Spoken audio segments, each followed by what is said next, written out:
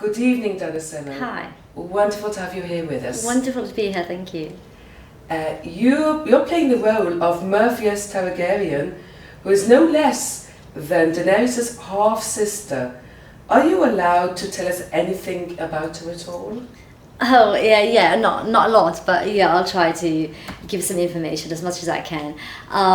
Yes, I'm Murphy's Targaryen, which is, who is Daenerys' half-sister.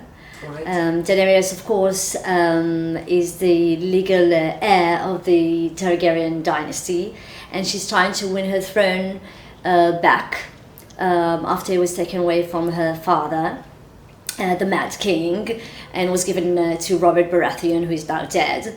And she's now trying to make her way to the Westeros continent by taking all the Dothraki's army. And she's meeting when she gets to Westeros, she's meeting her sister. And well, I can't tell more than what's happening there, but actually the surprising turn comes when actually Jon Snow and Murphy's find out that they were born to the same mother. Right. Yeah, that's a big turn.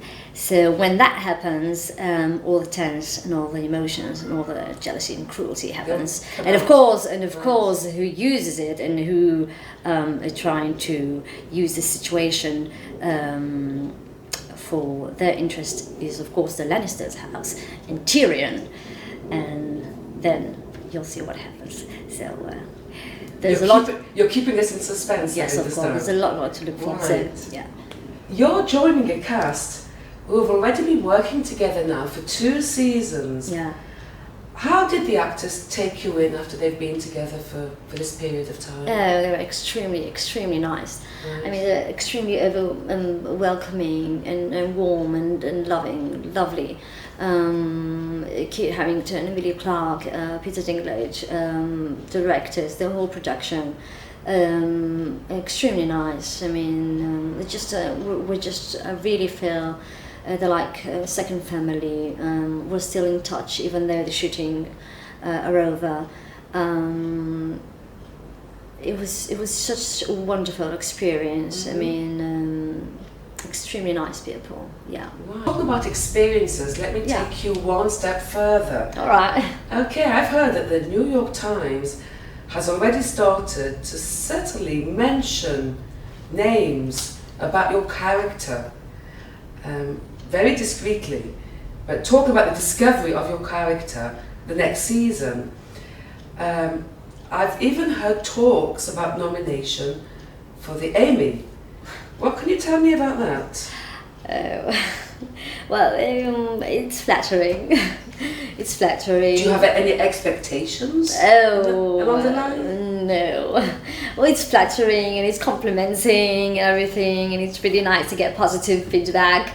But you know, I really cannot allow myself right now to focus on that stuff and to think about that stuff, because really, and I'm not saying that just to make it sound nice, it's really not what's important. I mean, I'm just surrounded with so many like talented and good actors. I mean, Kit Harington and Peter Dinklage and Nick and everyone is so great. I mean, Peter is just like this massive, like huge. Well, he's not massive. I mean, he's not big. He's not big. He's small. He's small. He's tiny. He's tiny. He's cute. He's not. His character. No. His talent. His talent is so massive. He's so big. He's so fantastic. So you know, I'm so humbled to be next to them, and it really doesn't matter. I mean, awards and you know, critics and stuff. You know, what will happen will happen. Of course, I'll be thankful and you know, appreciate everything that happens to me as it comes to feedbacks and stuff. But It really doesn't matter. I mean, what's important that the third season will be successful and will give the fans what they are expecting, and you know, so yeah. Now, talking about this coming season, you have many battle scenes. How did you manage to cope with that? You don't exactly look like Van Damme. Yeah, but I'm strong. I'm fit.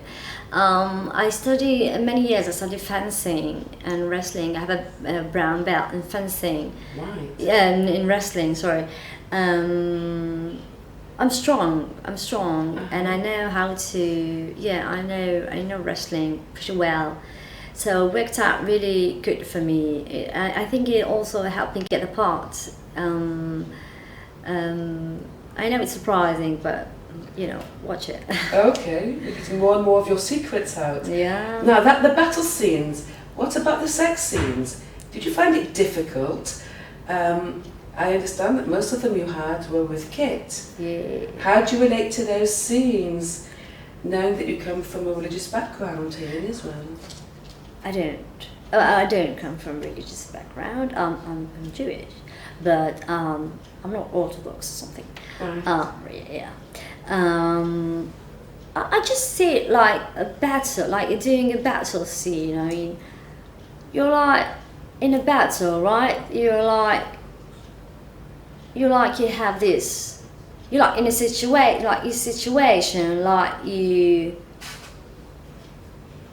you have motive, you have a partner, that you're motivated, like you're very focused, concentrated, like emotionally concentrated, and then you're like in a like emotional physical whirlpool, and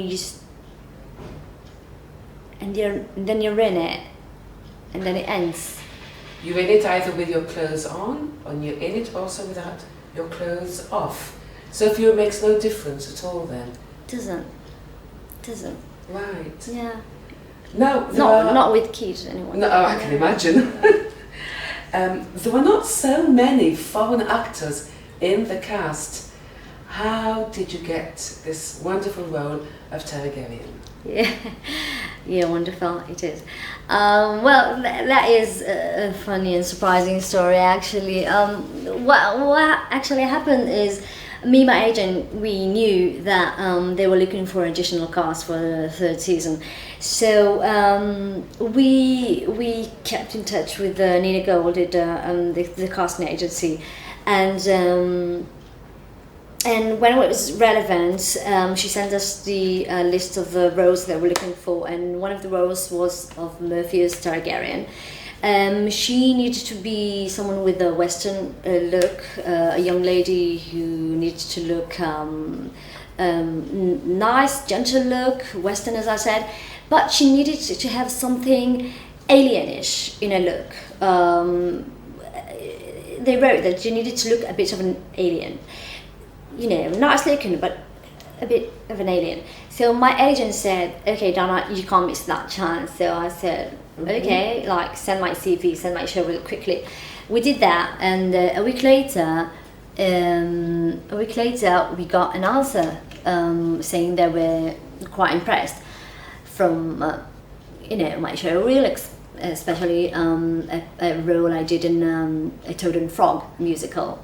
And I don't think it took more than 3 or 4 days till I flew to London to have the audition, with the Keith and with Brian Kirk, the director. And if you're interested to know how was my audition, I can tell you I cannot remember things since the moment I entered the room to the moment I stepped out. It was just amazing. I was totally... But you must have impressed them so much that within... Well, I don't know. Actually, I just don't know how. I mean, I got in the room and then Keith, he comes to me and he said, nice to meet you, Dana. And I'm like, you're not Dana, you're Keith. Get it? I mean, I was so confused. Right. Said, nice to meet you, Dana. You're not Dana, you're Keith. Yeah, I was totally embarrassed by it. And then, he says to me, like, you're familiar, like, I know you from somewhere. And I'm like, thinking, like, are you nuts? Like, are you flipping on your head or something? Where the fuck, where, you know me, like, where do you know me? Like, do we fight in Gaza together? Like, do you send the army together? Like, what, like, you're famous, not me. Well, anyway, it went okay. Like, we did the emotional scene, and then we had to do the fencing scene. They took us to a mountain, and we had to do this fencing scene, and it went okay. I think they were quite impressed, but I wasn't sure I was gonna get the part and stuff. But it was, you know, 2 weeks later, I got a call from the director, personal call. Wow. From the director, Baron Kirk, asking me if I'll be willing to join the cast of the Game of the Throne. Fantastic. Yes, and so I believe you agreed to it, of course. well, yeah. What do you quite think? crazy not to take an opportunity. Yeah. like What do that. you think, Elsa? Well, no, fuck you. Right. Okay. Well, thank you very much, Dana, for joining us this evening. Thank and you. we wish you every success. Thank you for having me. Thank you. Pleasure.